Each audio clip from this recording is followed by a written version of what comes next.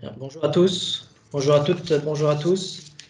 Nous sommes heureux de vous retrouver pour notre édition 2021 des Journées techniques de la coopération agricole Luzerne de France.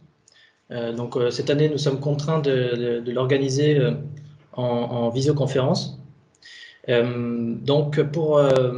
Pour cette journée, c'est moi qui vais animer cette session. Je m'appelle Baptiste Bert, je suis chargé de mission à la coopération agricole Luzerne de France. Je suis pilote des comités exécutifs agronomiques et nutrition animale. J'animerai donc cet après-midi cette séance. Au programme aujourd'hui, nous avons un compte-rendu des travaux du groupe Évolution de pratique qui sera donné par Samuel Huvet. Donc Samuel Huvet qui est directeur du site de Saint-Rémy sur Bussy de l'USEAL. Nous aurons Damien Larbre de la Chambre d'agriculture de la Marne qui nous présentera les résultats de l'essai densité de semis réalisé jusqu'à l'année dernière. Et en troisième point, nous aurons Bernadette Julier, directrice de l'INRAE de Lusignan, directrice de recherche de l'INRAE de Lusignan, qui nous présentera les résultats de Variluz.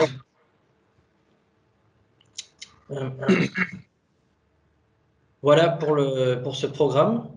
Vous pourrez bien sûr poser vos questions dans la barre de droite qui s'affiche sur votre écran. Nous y répondrons à la fin de chaque présentation. Donc, nous aurons 3 présentations, 3 séances de questions-réponses à la fin des présentations. Puis nous aurons un échange à la fin, un échange de questions-réponses également. Voilà. Voilà pour le. Donc je vous invite plutôt à couper vos caméras de manière à fluidifier le réseau, la connexion. Mais maintenant, je passe la parole à Claude Panet. Claude Panet qui est notre président du comité recherche agronomique et qui va nous introduire la session agronomique aujourd'hui. Merci. Bonjour à toutes et à tous. Ravi de vous retrouver pour cet événement aujourd'hui. Notre rencontre annuelle ne pouvant avoir lieu en présentiel, nous vous proposons effectivement ce format sur 3 journées différentes en visioconférence, plus adapté au contexte sanitaire. La journée technique du CET, Comité exécutif technique, s'est tenue le 1er avril, la semaine dernière.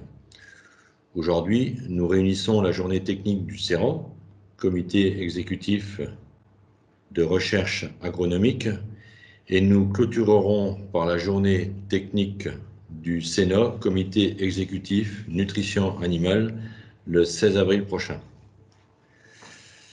Nous souhaitons honorer cet événement, tenir notre engagement, car nous devons de vous rendre compte de nos activités réalisées sur la période 2020. Malgré la situation compliquée connue en 2020, due au contexte sanitaire que nous connaissons tous et qui nous a empêchés de nous réunir, nos équipes ont continué leur travail et le rythme des réunions a suivi son cours, en visioconférence notamment. Les 3 sujets que nous avons sélectionnés cet après-midi ne représentent pas toute l'activité du comité. D'autres dossiers ont été travaillés en 2020, notamment la veille sur les produits phytosanitaires, le suivi des essais variétés, la diffusion des circulaires agronomiques, AgroLuz+, l'enquête culturelle sur la luzerne. Notre section a également mené à bien sa réflexion sur sa stratégie pour les 5 prochaines années.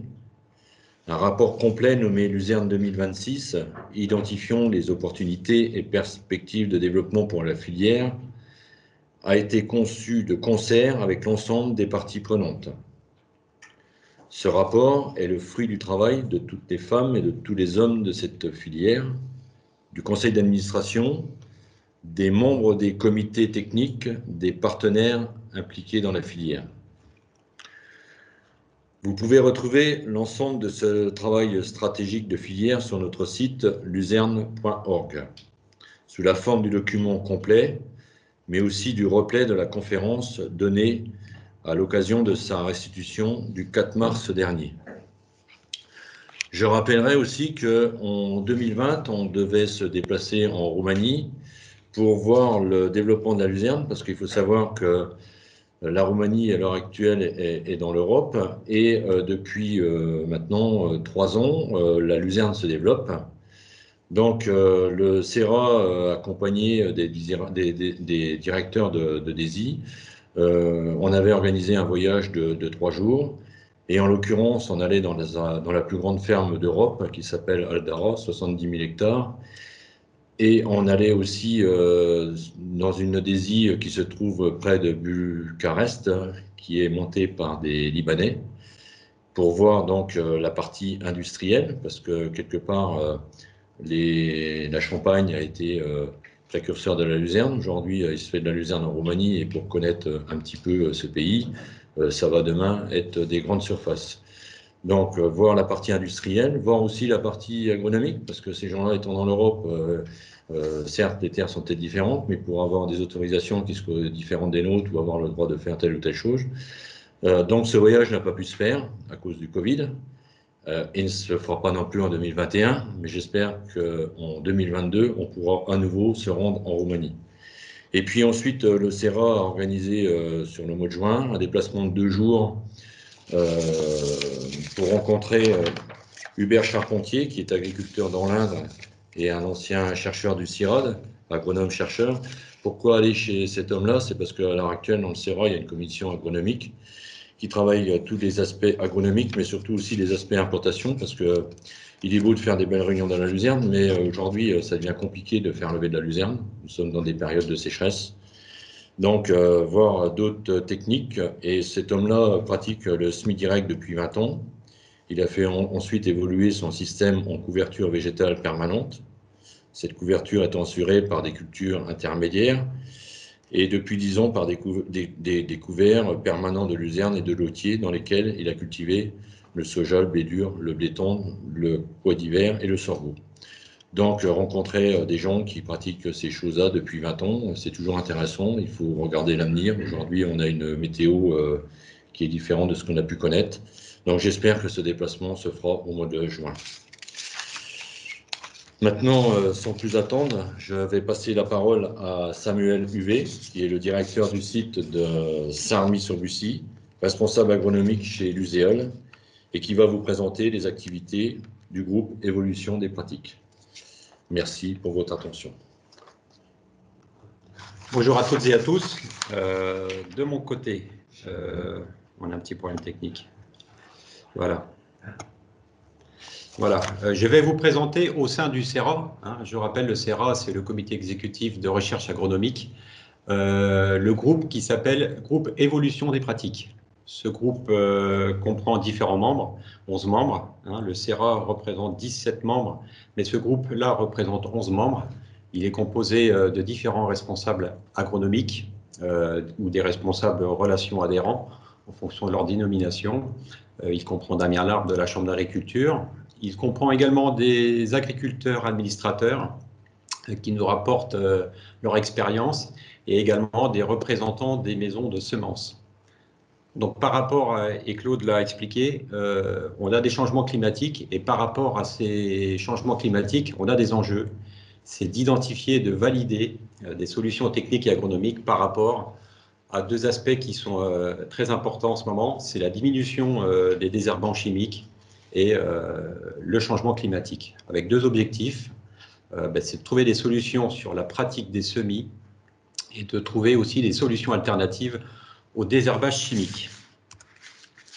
Alors déjà, on va faire un constat climatique. Alors si vous regardez sur l'histogramme que je vous propose en haut, vous avez les températures et donc on s'aperçoit que sur la période qui nous intéresse pour la pousse de la première et de la seconde coupe, eh bien, depuis une quarantaine d'années, on est passé sur des températures qui n'ont fait qu'augmenter. On a gagné sur cette période environ 1,5 degré. Alors, c'est pas beaucoup, mais à l'échelle, c'est énorme. Et on s'aperçoit que cette température a tendance à fortement augmenter, notamment ces dernières années. On le voit aussi sur l'histogramme du dessous, sur la pluviométrie.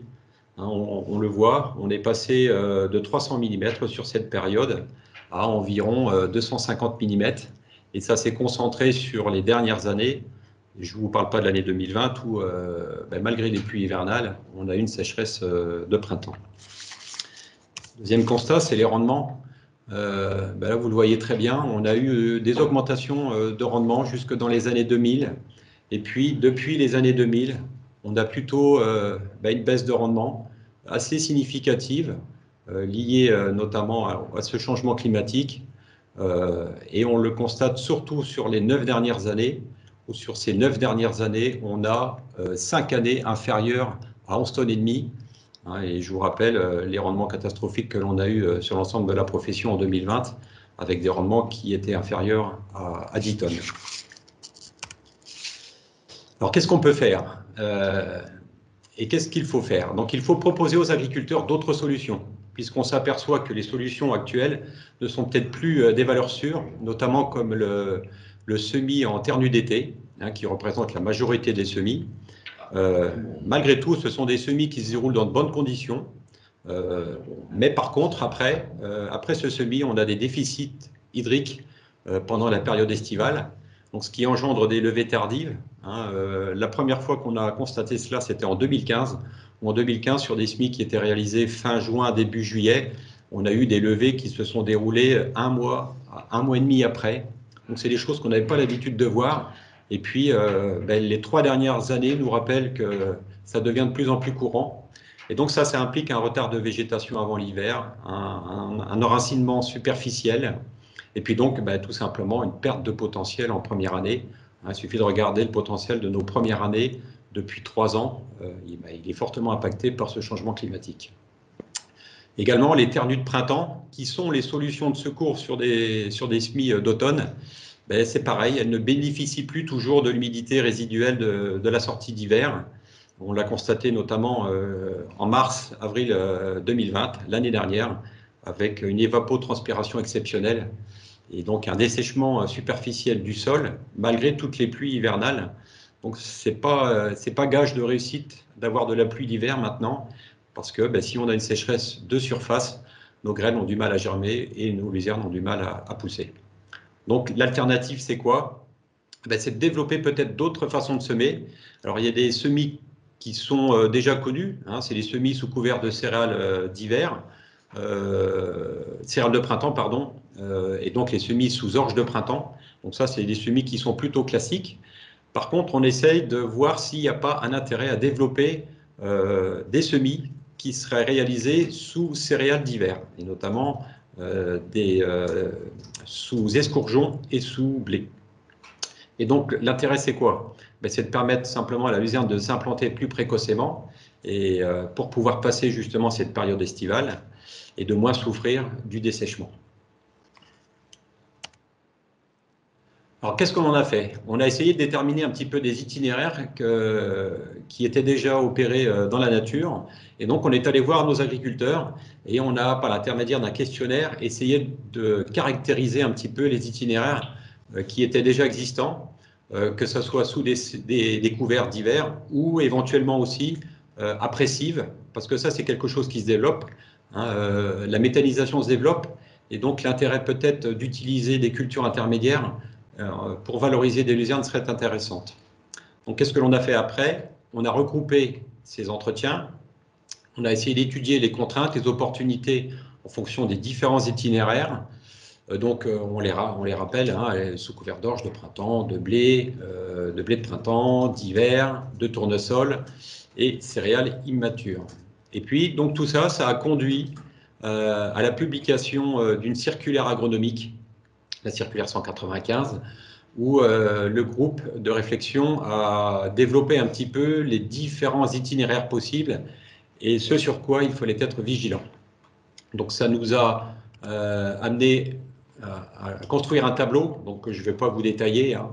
Si vous reprenez simplement les 4 colonnes, vous avez les grandes familles de types d'implantation, céréales de printemps, céréales d'hiver avec une récolte précoce, donc on va mettre les escourgeons dans cette colonne, les céréales d'hiver avec une récolte tardive, tous les blés, et puis en dernière colonne à droite, vous avez les cives Et donc, à l'occasion, vous pouvez consulter cette circulaire qui reprend toutes les caractéristiques qui sont importantes à prendre en considération pour essayer de développer ce type de semis. Donc, ça nous a amené, dès cette année, on est plutôt satisfait d'avoir déjà au moins une bonne dizaine de parcelles en observation. Donc, c'est bien, nos agriculteurs ont joué le jeu par rapport à notre demande. Certains l'avaient initié eux-mêmes, d'autres sous notre demande. Et donc, on a déjà des parcelles qui sont déjà implantées. Et donc, l'objectif, c'est de faire le suivi de cette parcelle, c'est de caractériser un petit peu le comptage, le développement, l'aspect un peu végétatif, le parasitisme, et puis de voir un petit peu aussi comment se comportent les mauvaises herbes. Donc, à la suite de quoi, on ira revoir, après récolte de la céréale, et pourquoi pas après récolte de notre luzerne, on ira revoir nos agriculteurs et on essaiera de faire un petit peu un retour d'expérience sur les itinéraires qui ont été mis en place. Et l'objectif de tout ça, c'est dès l'automne, de faire un peu une compilation des premiers résultats et d'en tirer les premières conclusions pour pouvoir continuer à initier d'autres essais avec peut-être un affinage avec des essais plus fins, avec des correctifs, notamment sur la date de semis, sachant que cette année, on a pu les semer très tôt. Il faut savoir que cette année, par exemple, on a pu semer des luzernes sous couvert de céréales d'hiver très tôt, donc c'est fin février pour certaines parcelles. C'est très rare de semer de la luzerne au mois de février. L'année nous y a permis. On a pu semer donc naturellement au mois de mars. Donc on a déjà des semis qui présentent des intérêts. Mais il faut voir dans le temps ce que ça peut donner avec la densité de la céréale, la dose d'azote, pardon. Donc il y a peut-être différentes choses à mener pour les prochains essais à l'avenir. Et donc tout ça pour dire quoi? C'est simplement pour donner aux agriculteurs, à nos adhérents, de donner la possibilité d'avoir plus de choix. Le changement climatique fait qu'il faut peut-être oublier un petit peu les semis conventionnels et partir sur d'autres types de semis. Donc pourquoi pas des semis de luzerne sous céréales d'hiver. Parce que ce qu'on rappelle également, c'est que pour qu'il y ait de la récolte, pour qu'il y ait de la déshydratation, pour qu'il y ait du commerce, il nous faut de la luzerne. Et donc, c'est laisser aux adhérents, aux agriculteurs, la possibilité d'avoir plusieurs cordes à leur arc. Voilà. Je vous remercie. Très bien, merci Samuel. Merci pour cette présentation très claire. À ce stade, nous n'avons pas de questions dans les questions ouvertes. Donc, j'en ai deux, moi, deux autres questions sinon. Au niveau du désherbage, comment se réalise le désherbage des deux espèces associées? Est-ce que c'est compliqué? Alors, c'est pas que c'est compliqué, c'est que de plus en plus, on a des produits qui nous sont enlevés du commerce. On a eu le Lantagran et l'Ambutone qui nous ont été enlevés. Et donc, il faut qu'on arrive aussi à trouver des itinéraires sans désherbage. Donc là, la clé, c'est simplement de désherber la céréale. Une fois la luzerne semée dans la céréale, on n'a plus de désherbants qui sont disponibles. On n'a pas de produits disponibles.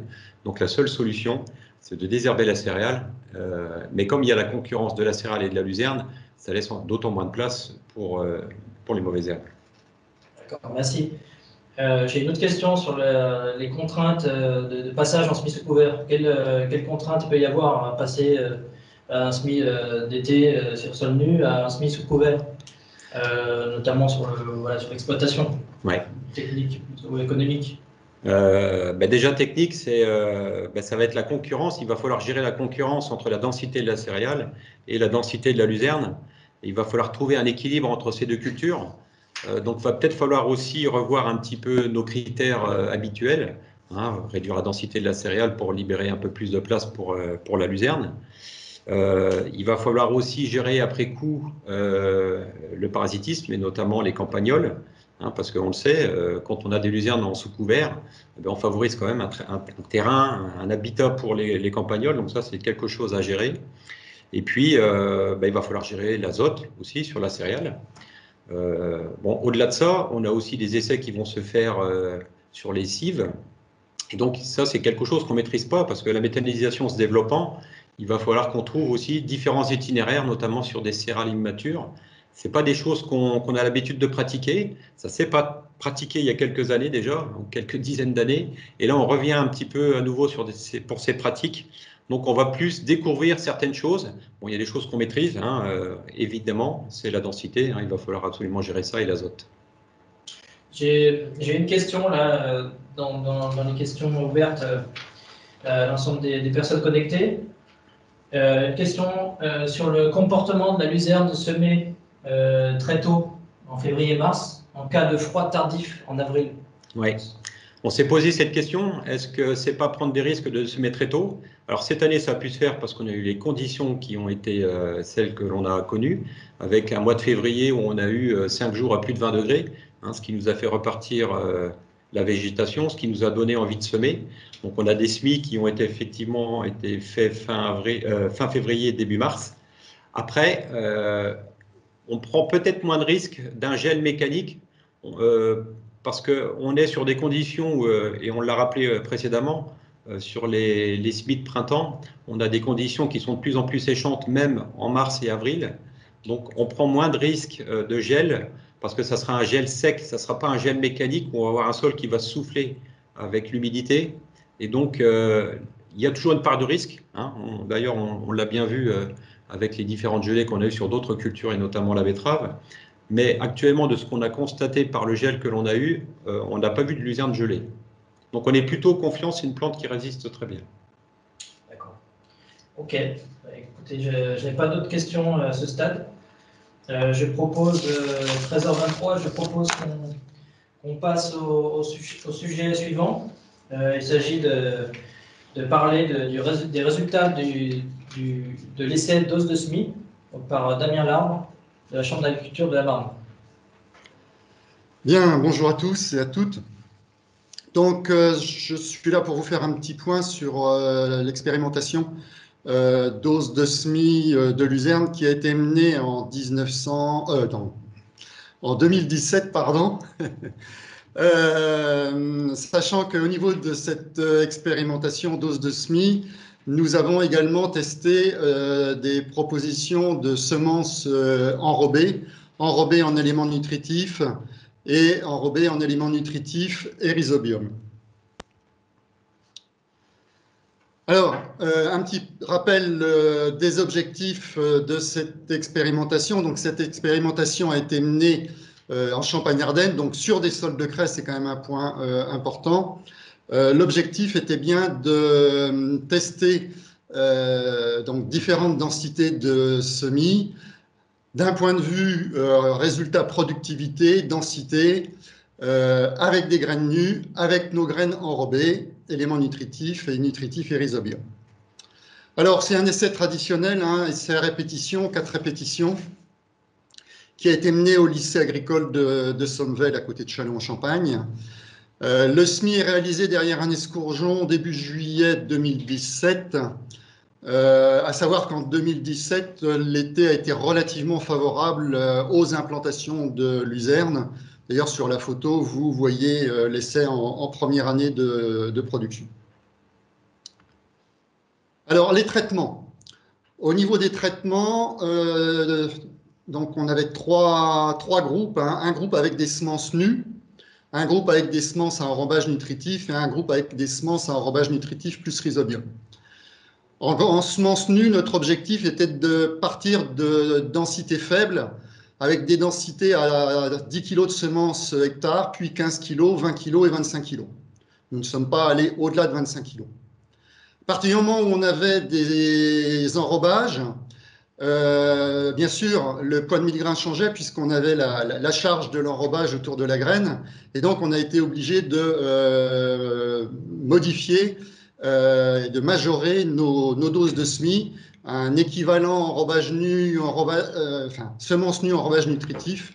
À 20 kg en nu, c'est du 23 kg en nutritif. Et à 25 kg en nu, c'est du 29 kg en nutritif.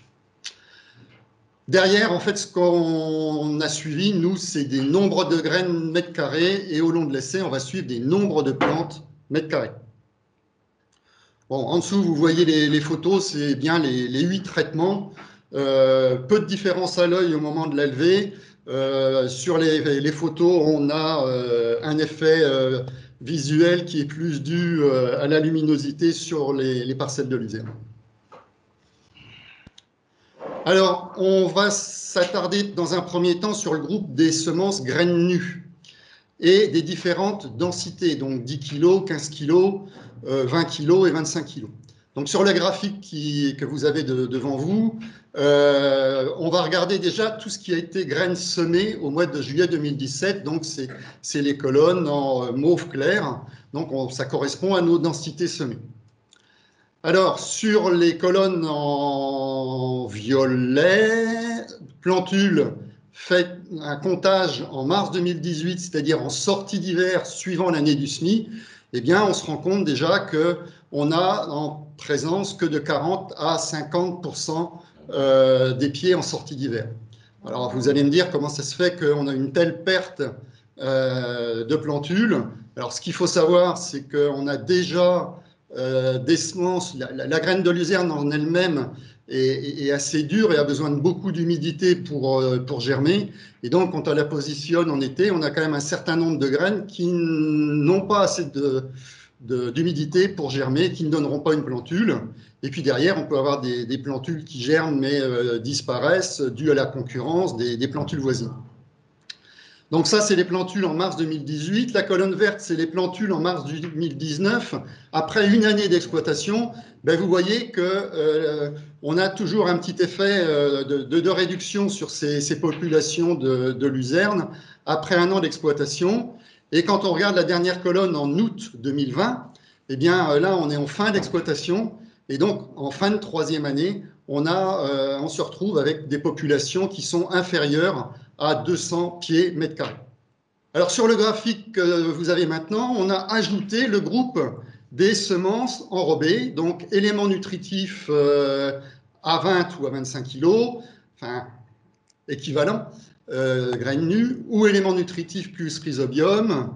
Alors là, je vais le dire en nombre de plants, de graines, 985 ou 1231 graines. Alors, même démarche, on regarde les graines semées, bon ben ça, on les a semées, donc on le sait, et derrière, on va regarder les évolutions de population dès le mois d'août 2017. Donc, août 2017, on se retrouve un mois et demi après le semis. Et ce que je vous disais sur le graphique précédent, eh bien, on prend bien en compte cette perte de plantules, hein, ce nombre de graines qui n'ont pas eu suffisamment d'humidité pour germer, ou cette concurrence sur les premières plantules. C'est valable également sur les traitements nutritifs et nutritifs plus rhizobium. Donc, on va retrouver sur ce groupe nutritif et nutritif plus rhizobium les mêmes comptages en mars 2018, mars 2019 et août 2020, et on se retrouve exactement avec les mêmes évolutions de population qu'en graines nues. Alors, quand on fait une analyse statistique sur les populations, par traitement en fin de troisième année. Donc, sur le graphique, on est bien en fin de troisième année. Donc, vous voyez qu'en termes d'analyse statistique, c'est significatif, mais il n'y a que le traitement à 10 kg, la densité de semis à 10 kg en graines nues qui est dans un groupe différent. Donc, on ne dégage pas de différence significative entre les différents traitements, sauf le traitement à 10 kg. Alors, derrière, il faut quand même regarder la productivité. Donc, sur la première année, nous avons réalisé 4 coupes avec une moyenne de 19 tonnes sur ces parcelles expérimentales. La deuxième année, également 4 coupes avec une moyenne de un peu plus de 16 tonnes sur ces parcelles. Et en troisième année, on était sur l'année 2020 et passé la deuxième coupe, il a été décidé de ne pas continuer l'essai pour des phénomènes de sécheresse. Donc, on n'a que 2 coupes et on est sur une moyenne de 7 tonnes 31. En termes d'analyse statistique, il n'y a pas de différence statistique qui apparaissent entre les différents traitements, que ce soit par année ou que ce soit sur le rendement total. Alors, sur le graphique que vous avez à votre gauche, donc on a croisé les populations en année 1 avec les rendements année 1, année 2, année 3. Donc, les rendements année 1, les rendements sont pris par parcelle élémentaire et sont représentés sur le graphique. Chaque petit point vert clair est une parcelle élémentaire pour chaque traitement. Les parcelles un petit peu plus foncées, donc qui se situent un peu plus au-dessus de 15 tonnes, eh bien, ce sont les rendements de deuxième année de chaque parcelle élémentaire. Et sur les rendements au-dessus de 5 tonnes, ce sont les rendements de troisième année par parcelle élémentaire. Alors, ce qu'on peut dire, c'est qu'en sol de craie, les traitements comprenant des semences enrobées à base d'éléments nutritifs ou nutritifs plus rhizobium n'ont pas donné de résultats supérieurs aux semences nues dans cet essai. Alors, si je me refixe sur mon groupe graines nues, donc on a vu qu'il n'y avait pas de différence significative entre les différents traitements. Vous avez sur le graphique la production totale de luzerne et la population finale en fin de troisième année. Bon, simplement, ce qu'on peut dire quelque part, c'est que même s'il n'y a pas de différence significative au niveau rendement, tendanciellement, la faible densité à 10 kg a quand même tendance à nous donner des résultats de production inférieurs par rapport aux autres traitements. Alors maintenant, ce qui est intéressant de regarder, c'est un petit peu les pratiques agriculteurs. Donc, les pratiques agriculteurs, on les a obtenues de par l'enquête AgroLuz Plus, la dernière enquête en date. Et vous avez sur le camembert les densités de semis et le pourcentage de parcelles concernées. Donc, pour des densités à 20-22 kg, on a 9% des parcelles qui sont semées à une telle densité. Quand on va se rapprocher de densité de 23-25 kg, ça représente 46% des parcelles. Dès lors qu'on passe à 26-28 kg, eh bien, on a pratiquement 33% des parcelles qui sont semées à ce type de densité. Et on a 12% des parcelles qui sont semées à plus de 29 kg, 29 kg ou plus. Donc on voit que pour un certain nombre de parcelles, on a quand même des densités très fortes qui sont pratiquées par les agriculteurs. Alors, par rapport à l'expérimentation qui a été mise en place, on peut établir un petit peu des conseils. Alors, on va parler de conseils maximum parce qu'il est vrai qu'il ne faut pas non plus prendre de risques. On était dans une année 2017 où les levées se sont passées correctement. On pourrait avoir une année où les semis se passent de façon plus difficile. Mais je pense que malgré tout, on peut émettre un conseil, le donner en étant un conseil maximum, et vous verrez que les doses conseillées par rapport aux doses testées, on est quand même encore supérieur en dose conseil. Donc sur un SMIC en sol nu de printemps, on pourrait arriver à une dose de 18 kg/hectare maximum. Sur un SMI estival, derrière escourgeon, on pourrait être sur un conseil maximum à 22 kg/hectare. Sur un SMI sous couvert, où là on a la concurrence malgré tout de la céréale, actuellement on est plutôt sur du 25 kg, on serait plutôt sur un conseil à 23 kg maximum. Et pour un rechargement de printemps tel qu'on peut en connaître actuellement dans des parcelles où on a un peu de manque de pied, je pense qu'une dose maximum de 10 kg/hectare pour un rechargement serait suffisant. Bon, voilà un petit peu les enseignements qu'on peut tirer de cette expérimentation. Je crois que l'enseignement le plus important, mais c'est quelque chose qu'on disait déjà, je dirais, il y a 15-20 ans, c'est que la dose de SMI ne fait pas le rendement. Voilà ce qu'on peut tirer de cette expérimentation. Très bien. Merci Damien. Merci pour cette présentation. J'ai deux questions. Une première question qui concerne l'enrobage de semences. Donc, a priori, au vu des résultats, il n'y a pas d'intérêt à avoir un enrobage de semences. Non, alors, je dis bien, dans les conditions de la Champagne crayeuse, les enrobages de semences n'apportent pas de plus par rapport à des graines nues. On serait dans d'autres types de sols, je pense à la Bretagne ou ce type de région. Bon, je pense qu'il serait nécessaire de mener une bonne expérimentation pour voir l'apport des enrobages sur ces secteurs. Très bien, merci. J'ai une autre question. Une question qui concerne les écartements de semis, en fait. Là, très bien, on a parlé des doses de semis, mais qu'en est-il si on réduit les écartements de semis en dessous de 10 cm, par exemple, par rapport à des écartements de 15-17 cm?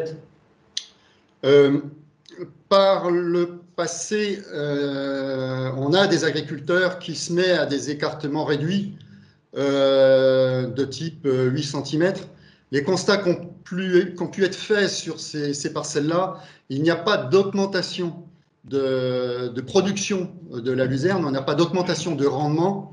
Par contre, on a, par rapport aux adventices, une concurrence plus importante de la luzerne du fait d'une répartition sur le sol plus homogène. Ceci nous permet, ou permet à la luzerne de concurrencer plus facilement les adventices et d'avoir des luzernes moins sales. Très bien, merci.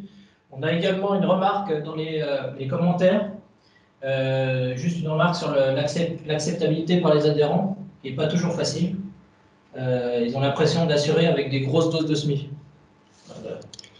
Oui, alors, ce qui est vrai, c'est que quand on prend l'historique ayant quelques années dans la luzerne, le conseil a toujours été plutôt vers 25 kg, mais on se rend compte que beaucoup d'agriculteurs se mettent plutôt aux alentours de 27, 28, 29, 30 kg. Sur une vingtaine d'années, cette part des agriculteurs qui sèment à des densités très élevées a eu malgré tout tendance à baisser.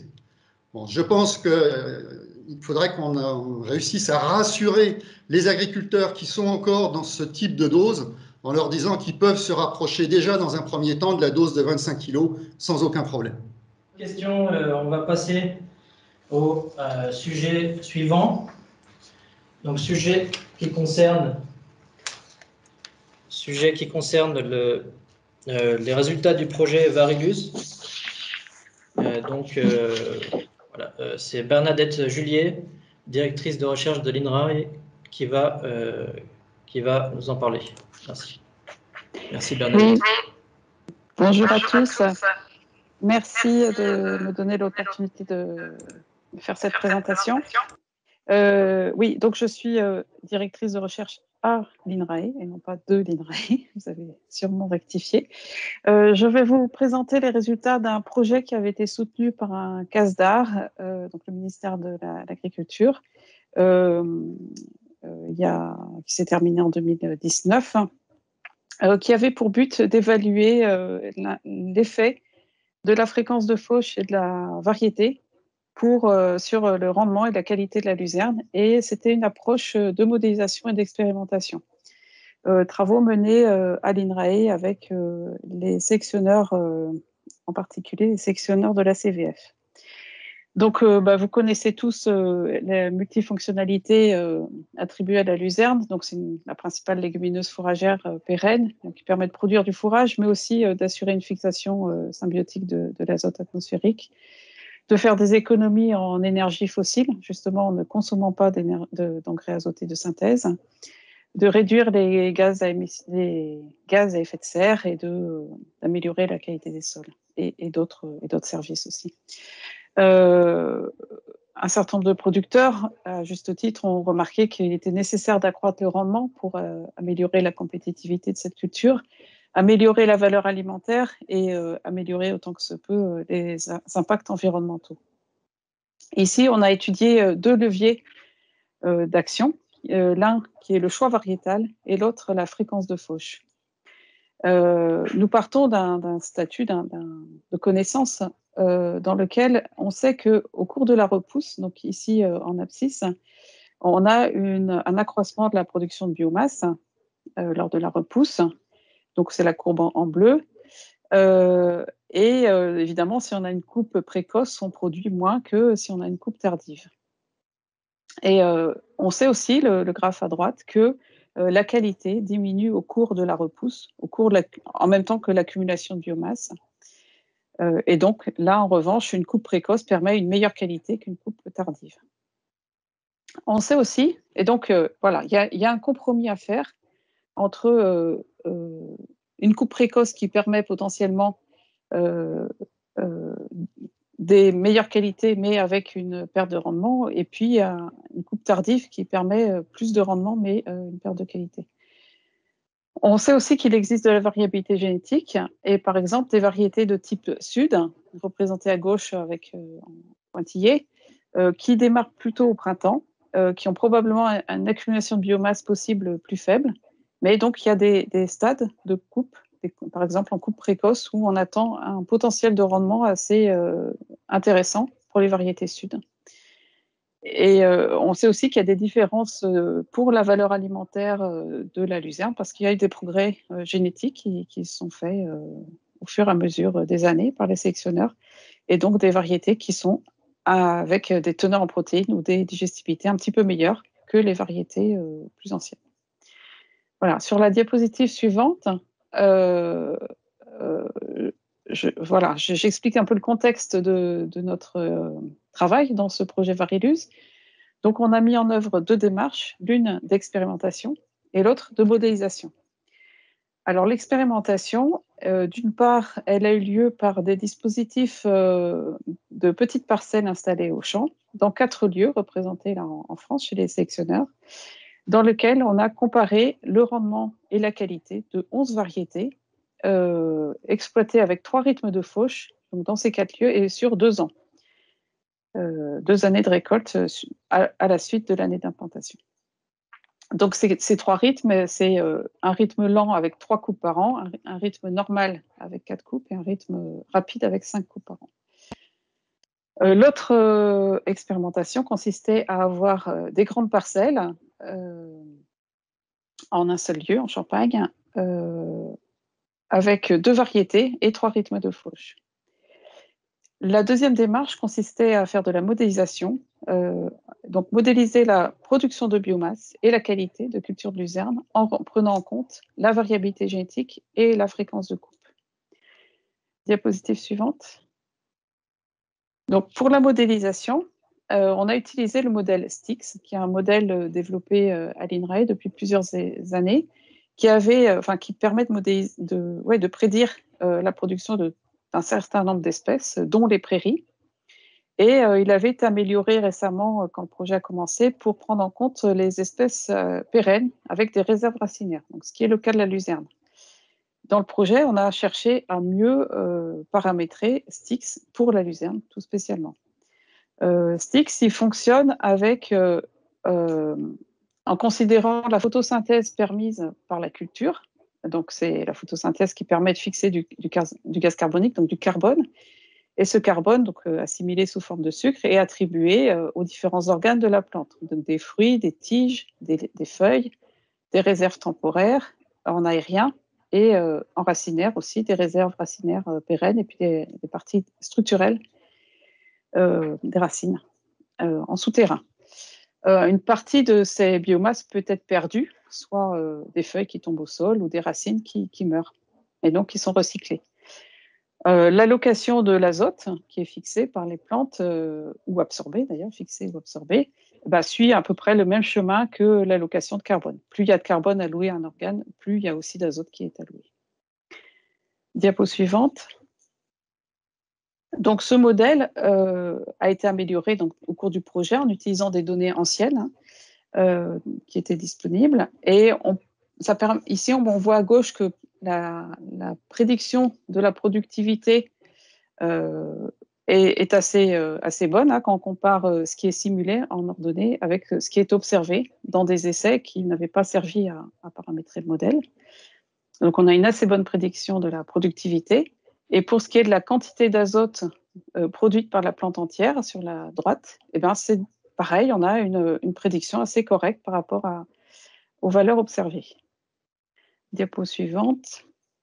Ce modèle permet aussi de prédire l'effet de la destruction de la culture sur l'évolution du stock d'azote minéral dans le sol.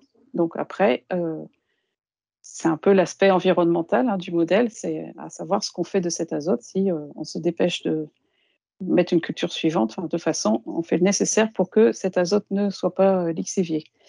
Et donc, on prédit la quantité de nitrate dans les sols selon qu'il y a ou pas restitution des fauches de la dernière coupe. Voilà, diapo suivante. Et enfin, ce modèle a été aussi paramétré pour permettre de décrire la variabilité génétique, ou au moins une partie de cette variabilité génétique. En fait, un paramètre de réponse à la photopériode a permis de décrire un petit peu la situation. Alors, la photopériode, donc c'est la durée du jour. Il y a deux paramètres qui sont pris en compte. La durée du jour minimal pour observer une croissance, et puis la sensibilité, savoir si la variété va répondre fortement à ces variations de photopériode. À gauche, vous avez une variété qui, en fait, s'arrête de pousser pour des photopériodes relativement longues. Donc déjà, assez tôt en automne, elle s'arrête de pousser et elle répond fortement à cette photopériode trop courte pour elle, en s'arrêtant très fortement. À droite, vous auriez une variété qui est sensible à la photopériode quand cette photopériode devient vraiment très courte, donc beaucoup plus tard en automne, et elle répond plus mollement, c'est-à-dire qu'elle continue malgré tout à pousser un petit peu. Voilà, donc au total, ce projet a permis de développer une version de Styx mieux adaptée, mieux calibrée pour la luzerne et dans une large gamme de conditions, en prenant y compris des aspects de variabilité génétique.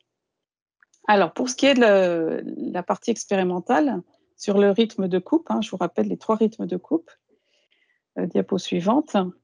Alors, vraiment en résumé, nos résultats. Vous avez ici donc des bâtons qui représentent les caractères pour les 3 rythmes. Donc en gris, le rythme lent, en orange, le rythme normal, et en vert d'eau, le rythme rapide. Et les 4 séries, en fait, sont les 4 séries sur un graphique, les 4 lieux dans lesquels les expérimentations ont été menées. Donc le premier graphique à gauche, c'est la hauteur des plantes. Et donc, on voit que des plantes en rythme lent sont plus grandes, ont des tiges plus grandes que des plantes en rythme normal, et qui elles-mêmes ont des tiges plus grandes qu'en rythme rapide. Donc ça, c'était attendu. Plus on retarde la coupe, plus les plantes ont poussé, donc plus elles ont des tiges longues. En revanche, quand on regarde le rendement, donc au milieu haut de la diapositive, on se rend compte que, à part le premier lieu qui était au nord de la France, dans tous les autres lieux, le rythme lent montre un rendement qui est pénalisé par rapport au rythme normal. Donc, ce qui n'était pas attendu. Et donc, le rythme normal permet le meilleur rendement, et il est aussi meilleur que le rythme rapide, ce qui était aussi attendu, et c'est conforme à la hauteur des tiges. Quand on regarde la qualité, donc ici à droite, la qualité la teneur en protéines, toujours pour les 4 lieux, eh bien, on trouve que la qualité est meilleure en rythme normal qu'en rythme lent, et elle est encore meilleure en rapide qu'en normal. Donc là aussi, c'était attendu, plus on coupe tôt, plus on a une qualité élevée. Et donc, quand à la fin, on calcule un rendement en protéines ou un rendement digestible, donc c'est l'image en bas, ici pour le rendement en protéines, eh bien, on se rend compte que finalement, le meilleur rythme de croissance, c'est quelque chose entre rapide ou normal, puisque finalement, la perte de rendement qu'on avait en rythme rapide est compensée par la meilleure qualité qu'on a obtenue. Voilà. Et dans tous les cas, le rythme lent, c'est la situation où on a le moins bon rendement digestible ou le moins bon rendement en protéines de tous les rythmes. Voilà, en grande parcelle, on a des résultats similaires au sens où on a aussi un rythme lent qui est pénalisant par rapport au rythme normal ou rapide. Donc, je ne détaille pas parce qu'on n'a pas forcément trop de temps. Diapo suivante. Alors, en effet, la modélisation, qu'est-ce qu'elle nous disait à ces sujets ? Elle nous dit toujours que le rythme lent permet un rendement meilleur que le rythme normal et lui-même que le rythme rapide. Donc, c'est représenté par le petit graphique ici, en supposant la même date de démarrage au printemps, la même vitesse de croissance. Et en fait, la pénalité qu'on a à chaque fois qu'on a des rythmes plus rapides, c'est lié, en première approximation, c'est très schématique, au temps qu'on a après la coupe, ce temps où les plantes n'absorbent pas de rayonnement photosynthétique, de lumière, parce qu'elles n'ont pratiquement plus de feuilles. Et donc, c'est une perte de croissance qu'on a. Donc, quand on a moins de coupe, on a potentiellement un rendement plus élevé. Mais ce modèle, manifestement, ne prend pas en compte qu'il y a des problèmes liés à cette fauche plus lente, moins fréquente. Alors, des problèmes de verse, par exemple, des problèmes peut-être de sénescence aussi, quand les plantes versent, il y a des feuilles qui tombent au sol, il y a des tiges qui ne sont pas ramassées par les récolteuses, peut-être des arrière-effets de la fauche sur la fauche tardive sur la croissance suivante. Donc voilà. Le modèle, en revanche, il prédit bien ce qu'on a observé pour la qualité, donc le rythme rapide étant de meilleure qualité que le rythme normal et lui-même de meilleure qualité que le rythme lent. Voilà. Sur le choix variétal, donc, je montre ici les résultats obtenus pour les 11 variétés dans les 3 rythmes, donc en moyenne sur les 4 lieux, hein, ce sont des moyennes assez fortes, enfin, voilà, assez brutales, on va dire. J'ai codé les variétés parce que le but ici n'est pas de faire du conseil sur les variétés. Ces variétés ont été inscrites par le CTPS et évaluées dans un réseau d'essais plus conséquent que celui-ci. Mais voilà, c'est pour montrer un peu la variabilité qu'on a. Donc, on trouve des différences entre variétés. Ici, pour le rendement, avec un rythme normal de l'ordre de 2 tonnes par hectare et par an.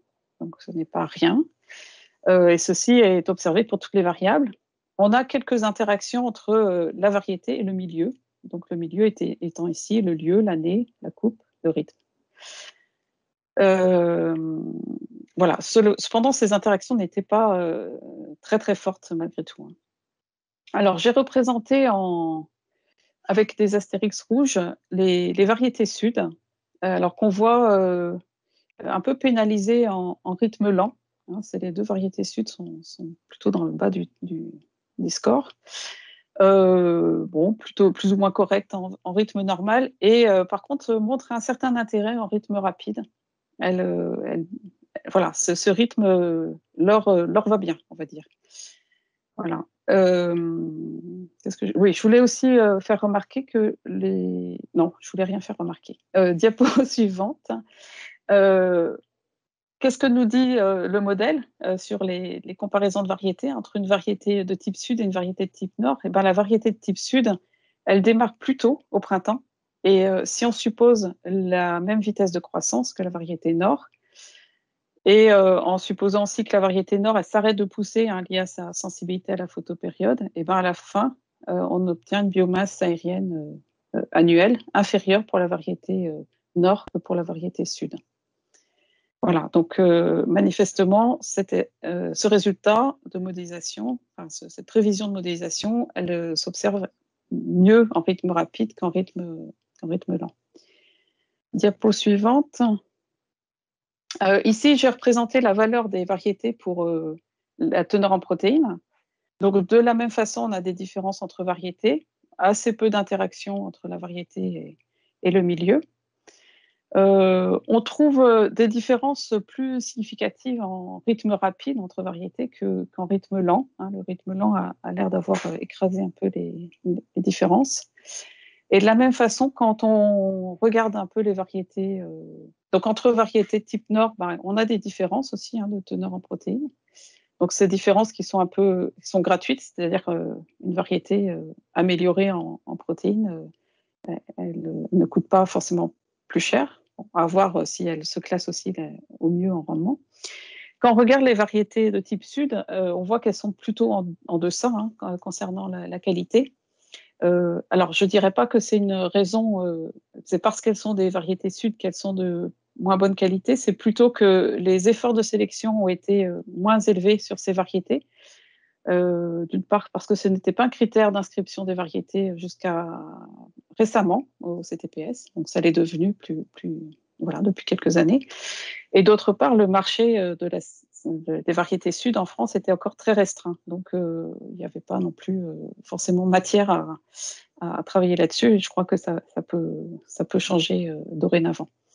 Donc on voit voilà, un certain intérêt des variétés sud dans certains cas, mais aussi la variabilité existante entre variétés nord pour le rendement et la qualité. Donc c'est important de bien choisir sa variété. Diapositive suivante. Donc au total, on a des résultats opérationnels, hein, un modèle qui existe, qui a été amélioré, qui permet de faire des expérimentations in silico, c'est-à-dire devant l'ordinateur. On peut l'utiliser pour voir quel serait le rendement potentiel dans différents lieux, en déclarant des climats, en déclarant des sols par exemple, en déclarant des climats, des rythmes de coupe, des variétés.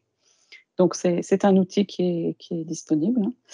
On peut faire quelques recommandations, donc éviter les repousses longues, éviter une première coupe trop tardive, parce qu'on a une pénalité sur le rendement et un peu inattendue, puis une pénalité tout à fait attendue sur la qualité. Sur les rythmes, on a un compromis à faire entre le rythme normal et le rythme rapide, selon les objectifs qu'on a de rendement et de qualité. Voilà, sur le choix variétal, on voit un intérêt sur des types sud, en théorie au moins, un petit peu moins en pratique. Et puis des différences entre variétés de type nord et donc l'importance de bien choisir sa variété. On a évidemment des aspects à approfondir, hein. On peut continuer, on doit même continuer à optimiser le modèle STIX pour le faire rendre compte le plus proche des résultats observés. On pourrait concevoir, d'ailleurs, en utilisant ce modèle, des outils d'organisation des récoltes, que ce soit en déshydratation ou pour des éleveurs, pour optimiser le rendement et la qualité selon la variété, si possible, et prévoir voilà, quelle parcelle on récolte, d'ailleurs comment on implante les parcelles, qu'est-ce qu'on prévoit comme calendrier de récolte, etc.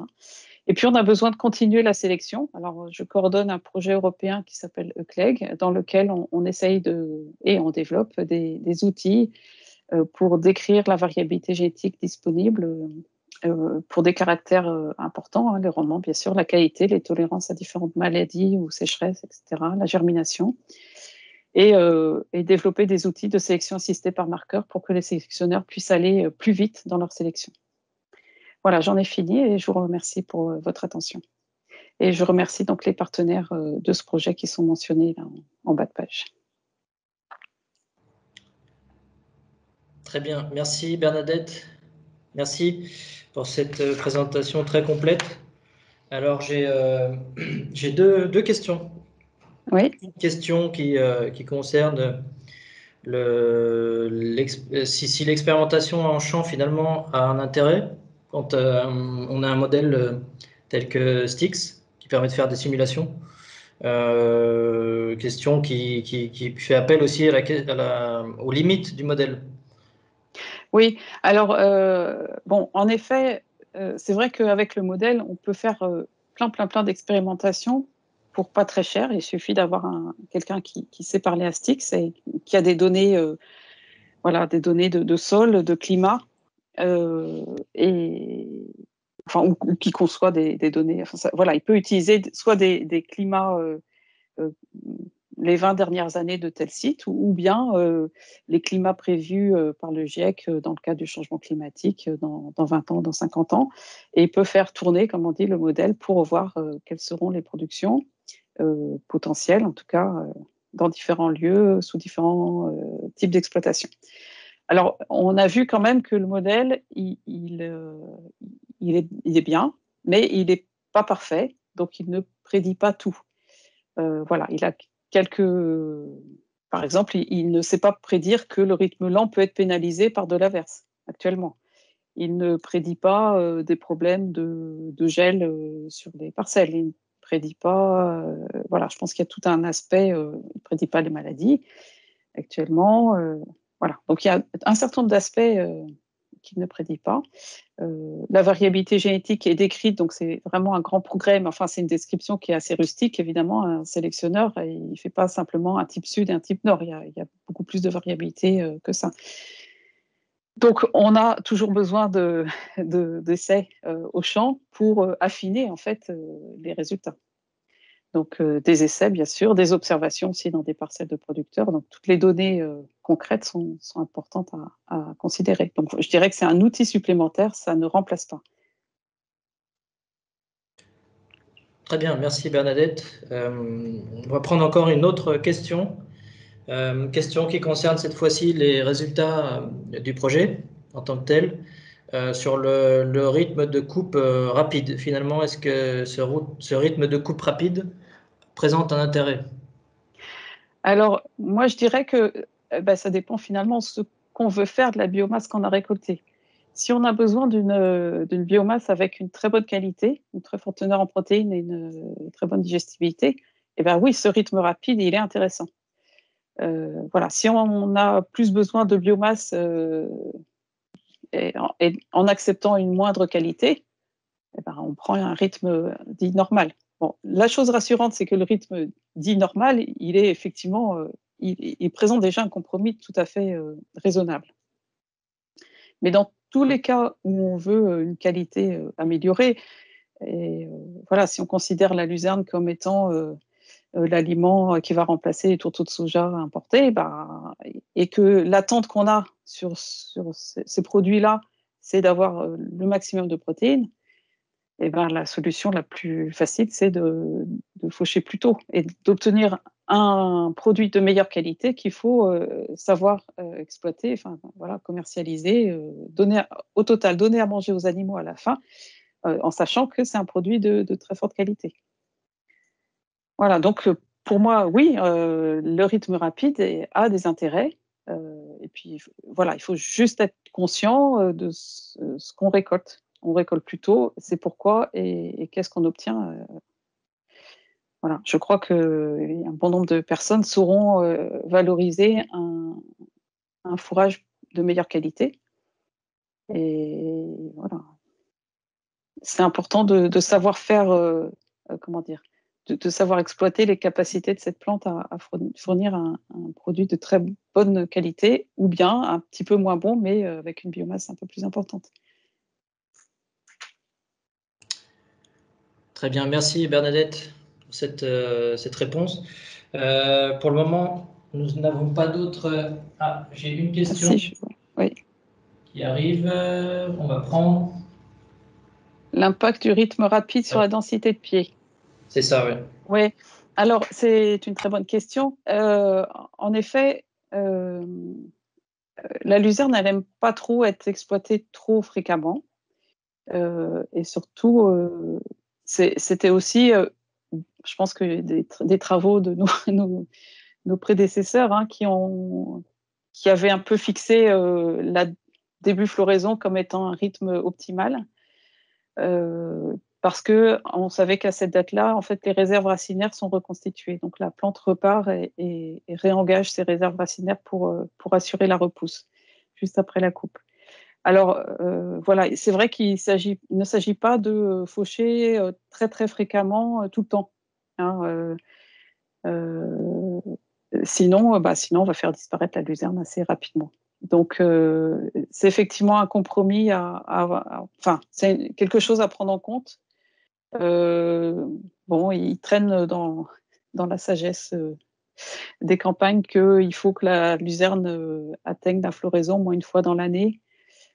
Voilà, je ne peux pas vous dire exactement. C'est sûr que si on fauche la luzerne 3 fois de suite alors qu'elle fait 20 à 30 cm, ben, à la fin de l'année, il n'y aura plus de luzerne. Voilà.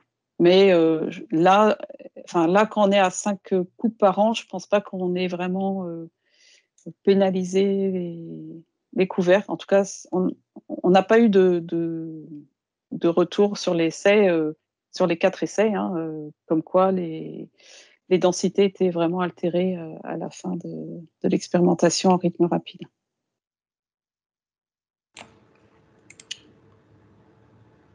Ok, merci. Merci Bernadette. Je vous en prie, bonne continuation. Merci. J'espère qu'on aura su répondre à toutes ces questions. En tout cas, avant de conclure, je voulais faire un point sur Luzerne 2026, donc, qui a été présenté tout à l'heure par Claude Panet en introduction. Donc Luzerne 2026, c'est notre plan stratégique pour les 5 prochaines années. Donc il établit un peu la stratégie et les actions à mener dans nos comités et pour notre filière. En ce qui concerne notre comité agronomique, nous avons repéré 3 axes principaux, axes stratégiques. dont le premier concerne la quantification des aménités de la luzerne. Donc, il s'agit d'abord de renforcer nos références sur les sujets. Les sujets étudiés, hein, ça peut être au niveau du système de culture sur l'économie, faire l'économie d'intrants. Donc ça, il faut le quantifier, d'intrants azotés, de réduction phyto, tout ce que permet la luzerne dans un système de culture, sur une rotation, un assolement, et notamment au niveau de l'environnement sur la biodiversité, sur son action sur la biodiversité, notamment, sur la réduction CO2, donc la réduction de l'empreinte carbone. Tous ces éléments-là sont à quantifier, à consolider dans nos références. Et donc, on va s'y atteler. On a déjà commencé à travailler ce sujet-là dans le CERA. Et c'est notre premier axe stratégique. En deuxième axe stratégique, nous avons les techniques alternatives, hein, on l'a bien vu aujourd'hui, développer des techniques alternatives en s'appuyant sur les nouvelles technologies. On l'a bien vu aujourd'hui, donc le risque climatique est vraiment, pèse sur nos campagnes, sur la luzerne, sur la production de luzerne. Donc on étudie ici tout ce qui va concerner les implantations qui vont se faire, par exemple des implantations sous couvert, des implantations après cives. Ici, ça concerne toutes ces actions-là, vraiment d'implantation, de réduire la pression sur les adventices, notamment les technologies. Je voyais tout à l'heure un commentaire sur le binage optique. Voilà, ça en fait partie ici dans cet axe stratégique. Et un troisième axe stratégique que nous travaillons dans le comité, c'est celui de l'attractivité économique pour le producteur. Renforcer cette attractivité économique. Il est évident qu'il faut vraiment la luzerne présente des atouts partout, dans son système de culture, pour son exploitation agricole. Il faut le prendre en compte, hein. On voit dans la HVE, elle a vraiment un intérêt vraiment reconnu. Donc il faut le mettre en avant. Il s'agit ici de mettre, alors ça passe par de la communication bien sûr, ça passe par d'autres actions aussi, pour montrer que notre luzerne elle peut être mise en avant et apporte des gains techniques, des gains économiques dans nos systèmes.